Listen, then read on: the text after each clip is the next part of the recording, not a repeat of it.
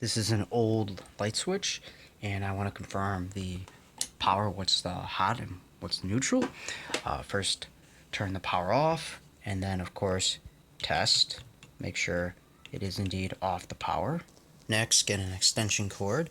Make sure that the extension cord is plugged into a grounded outlet, and then go turn back the power on. Get your multimeter and set it to volts AC. You're going to stick the black one in what's the grounded outlet,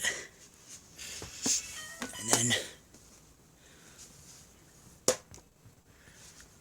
that's in. Okay, now let's find out which one's the hot.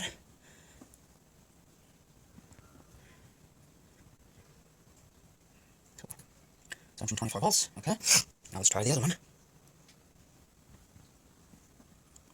1443. There we go. So this one is the hot, because it's 124 volts. And that one is the neutral. I identified the hot, which is now right there, and the neutral is right there. And yeah, and then turn the power back on, and it will work. It works. All right.